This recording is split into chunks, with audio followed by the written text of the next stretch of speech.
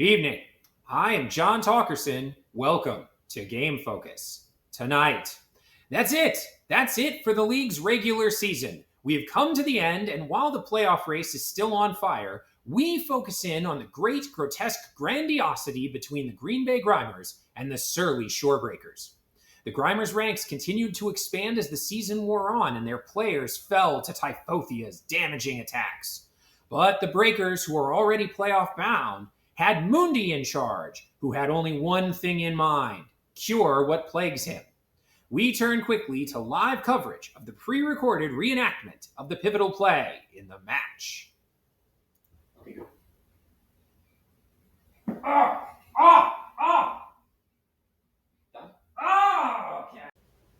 Expansive! Despite adding yet another opposing player to their ranks, the Grimers were unable to stop the surly ones from scoring. In one that was closer than the score would suggest, Breakers 2, Grimers 0. And now, this week's final team rankings.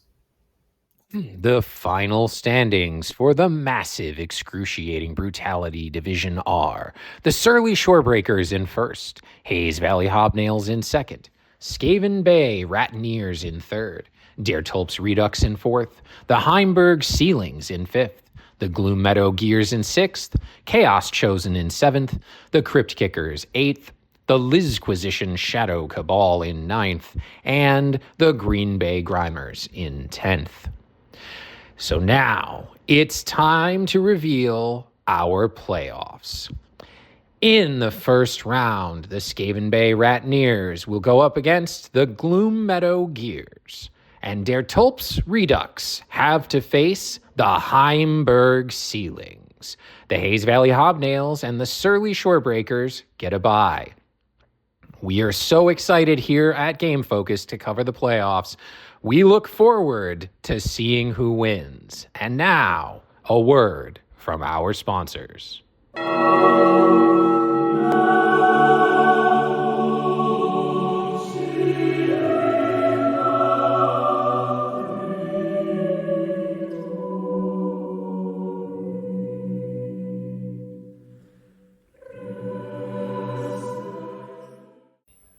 In other news, Hayes Valley has cemented their spot in the postseason, and lead Flinga Chuckles celebrated with 345 of his closest relatives, going so far as to rent out the entirety of the Heimberg dodecahedron to watch the new film The Dead Man on the stadium's 125-foot jumbo crystal ball. Brondade has finished negotiations to air ads for their new medication, Placebo, during the playoffs. While the exact numbers aren't clear, even we here at GameFocus have been shopping for new carriages. And finally this week, the Chaos Chosen owner was asked whether he thinks his team's prospects will improve next season after their heartbreaking near miss at a playoff spot. His response was filled with words that we are unable to repeat, both because they were wildly inappropriate and because we don't speak Cornish. Thanks again, dear viewers, for joining us here on GameFocus, and remember, whatever you do, don't pet a burning dog.